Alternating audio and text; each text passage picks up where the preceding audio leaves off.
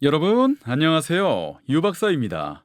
지난 시간까지는 우리가 어떻게 유전적 다양성을 활용하는지를 공부했죠. 이번 시간에는 멸종위기종 문제와 이를 해결하고자 하는 보전 노력을 배워보겠습니다. 여러분은 생물종의 유전적 다양성을 지키기 위해서는 개체수를 어느 정도 유지하는 것이 매우 중요하다는 것을 배울 것입니다. 생물종의 유전적 다양성과 개체수 간의 관계를 쉽게 이해할 수 있는 한 가지 비유를 들어보겠습니다.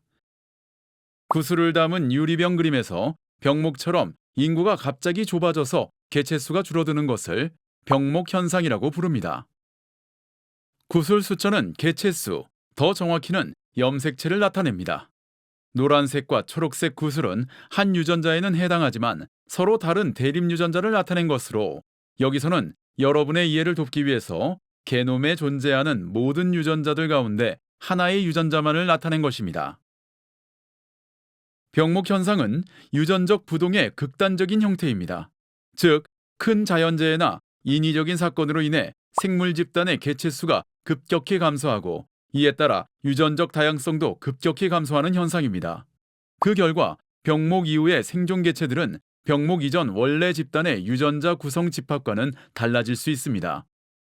이처럼 한 집단의 대립 유전자 집합을 유전자 풀이라 부르는데, 그 집단이 공유하는 모든 대립 유전자의 총합을 의미하며, 더 나아가 그 집단의 유전적 다양성을 나타냅니다. 아래 물고기 그림은 유전자 풀을 비유적으로 설명해주는 그림입니다. 수조에 물이 차 있듯이 물고기 집단의 유전자 풀에는 전체 물고기가 가지고 있는 대립 유전자들로 차 있습니다.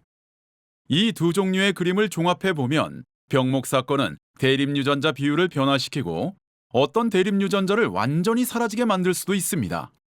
즉, 개체수가 급격히 줄어드는 사건은 그 생물의 유전적 다양성이 사라지고 단순화되는 과정과 동전의 양면이 됩니다.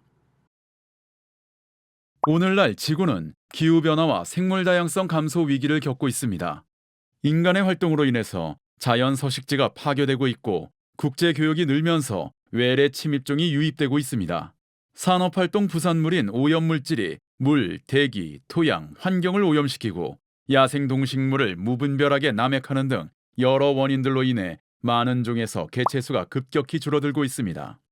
이미 야생에서 사라진 종들도 있습니다. 개체수가 급격히 줄어든 생물종은 연쇄적으로 문제가 악화됩니다. 근친 교배가 증가하게 되고 열성 유전병과 같은 문제가 발생합니다. 그래서 기형 개체들이 흔해지고 번식력이 낮아질 수 있습니다.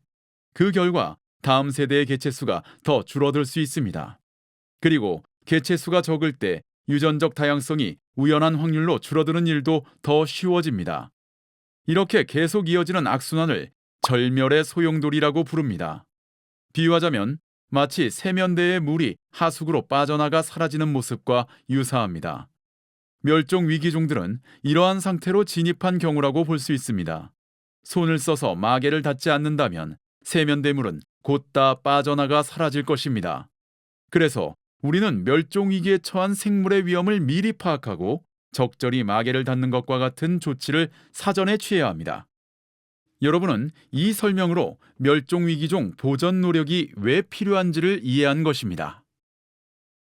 지구에서 사라져가는 생물들 소식을 자주 접하면서 우리 인류는 특별한 경각심을 갖게 되었습니다. 그래서 위험에 빠진 생물들을 파악해서 이들을 보존하고 유전적 다양성을 지키기 위한 노력을 하고 있습니다. 이 캠페인은 전 세계적 규모로 진행되고 있고, 우리나라도 국내 멸종위기종을 보존하기 위해 노력합니다. 먼저 국제자연보전연맹, 영어 약자로 IUCN이라 부르는 국제기구에서는 적색 목록을 작성하여 멸종 위험이 있는 생물을 알리고 있습니다. IUCN 적색 목록은 멸종 위기에 처한 광범위한 동물을 포함한 전 세계에서 가장 포괄적인 목록입니다. 이 목록은 생물의 개체수, 규모, 감소율, 지리적 분포, 위협 등의 요소를 기준으로 종을 평가하여 9가지 범주의 하나로 위기 상태를 판정합니다. 예를 들어 심각하게 멸종위기에 처한 동물, 영어 약자로는 CR로 구분되는 범주는 야생에서 멸종 위험이 매우 높음을 나타냅니다. 그 사례로는 야생에서 100마리 미만으로 추정되는 러시아와 중국의 아무르 표범, 개체수가 약 6천여 마리인 아프리카 검은 코뿔소가 있습니다. 통계를 보면 현재 4만 7천 종 이상이 멸종위기에 처해 있다는 것을 알 수 있는데 몇 가지만 살펴보면 양서류의 경우 전체에서 41%나 되는 종들이 멸종위기 상태입니다. 바다의 산호초 또한 44%로 멸종위기 비율이 매우 높습니다. 멸종 위험이 정말 심각하다는 사실을 알 수 있습니다. 국내 상황을 살펴보겠습니다. 한국은 지형이 복잡하고 삼면이 바다로 둘러싸여 있어 다양한 서식지 균형을 포함하고 있고 미세 기후대도 다양해서 많은 종류의 야생동물들이 살고 있습니다. 우리나라에서 환경부는 전체 생물을 위기 상태의 절박성을 기준으로 절박성이 높으면 1급, 그보다 낮으면 2급으로 구별해 멸종위기종을 지정하여 관리하고 있습니다. 통계를 보면 2022년 기준 멸종위기종이 282종이나 되고 멸종위기 1급은 68종, 2급은 214종이 있는데 이들은 포유류부터 식물과 바다, 조류에 이르기까지 광범위합니다.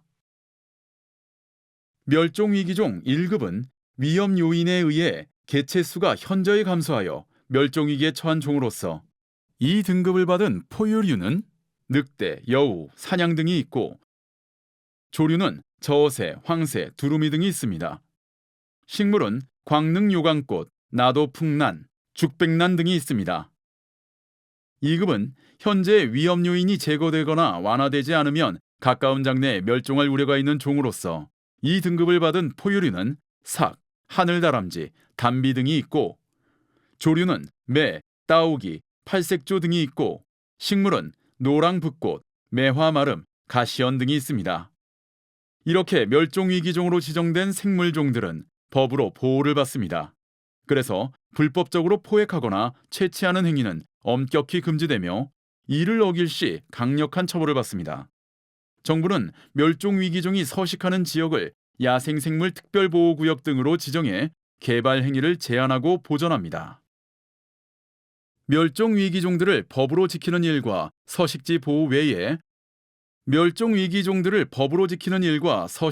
외에 어떤 보존 노력이 진행되고 있을까요? 예, 복원 사업이 있습니다.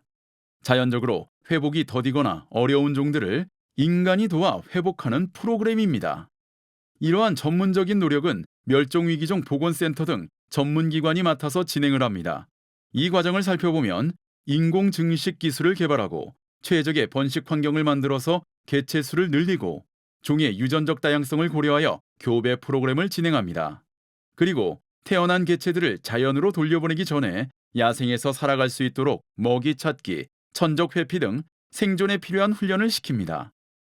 훈련을 마친 개체들은 원래 서식지나 적합한 대체 서식지에 방사합니다. 이후 위치 추적기 등을 부착해 행동 패턴, 생존율, 번식 성공 여부 등을 지속적으로 모니터링하며 복원 사업의 효과를 평가하고 개선합니다. 우리나라 복원 사업의 대표적 사례로는 지리산 반달 가슴곰, 충청남도 황새, 강원도 붉은점 모시나무 등이 있습니다. 오늘 여러분은 멸종위기종의 문제와 보전, 노력에 대해서 배웠습니다. 생물의 개체수가 줄면 유전적 다양성도 감소하게 되고 그 결과 생존과 번식이 낮아져 멸종할 위기에 빠집니다. 여러분은 지금까지 유전자와 유전적 다양성 그리고 멸종위기종을 지키는 노력들에 대해서 공부했습니다. 우리에게 대자연의 아름다움을 느낄 수 있게 하고 우리 생존을 위해 수많은 혜택을 주고 있는 소중한 자연과 생물을 지키고 보존하는 일에 우리 모두 참여합시다.